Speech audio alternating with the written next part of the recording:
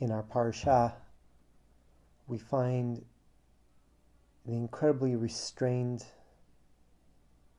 and theologically powerful response of Aaron the priest to the passing of his two sons. This is a silence that we praise in others, and yet it is not a silence that we expect from others. One can never impose a specific response to crisis from anyone. Though when we find this genuine and authentic response by Aaron, we immediately recognize the power that it represents.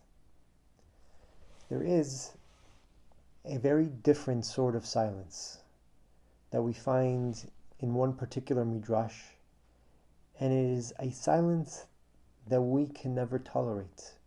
It is an unacceptable silence.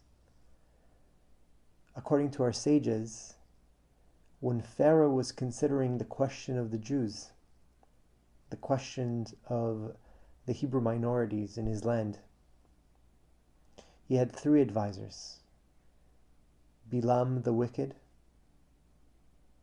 Jethro, who later on became the father-in-law of Moses, and Job. Bilam the wicked emboldened the approach that Pharaoh eventually took, the enslavement and the oppression of the Hebrew slaves.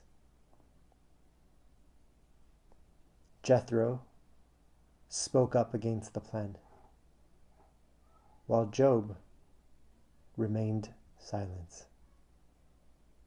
Job took a neutral position, not taking sides on this question. It is, according to this midrash, the reason, the underpinning for the suffering that Job encountered later on in his life. He paid a price for his silence, the silence of neutrality, a sort of neutrality that in truth takes sides with wickedness. We all recognize that during these times of hardships, the financial and economic epidemic is hitting homes in very different ways. Even those who are vulnerable among us within our own community are not as vulnerable as some who find themselves in other communities, in other segments of society.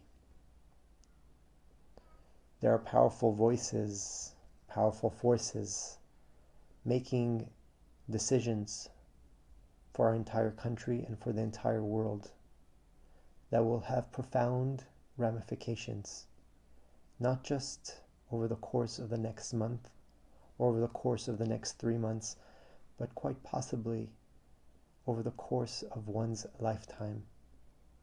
Decisions that will impact the stories of individuals, their families, and quite possibly an entire generation of individuals who are already at the margins of society.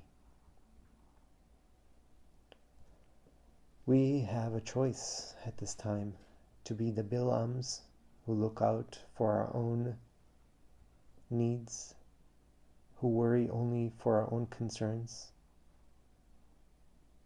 We could be Jethros, voicing the cause of those who are not us, those who are more marginalized than us at this time. And something tells me that most of us might become Jobs. Not advocating for this or that, feeling overwhelmed by the moment, not wanting to be overly righteous, but certainly not ready to take on the mantle of wickedness. Let us, at this time, not cower away from taking strong positions, even if these positions encounter uncertainty with too much certainty, encounter the unknown with a sense of righteousness that seems a bit too certain of itself. The risk of being neutral means that we end up acting like Job and join forces with Bilam.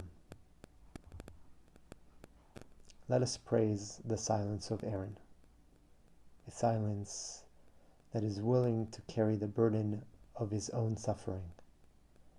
But let us never embrace the silence of Job,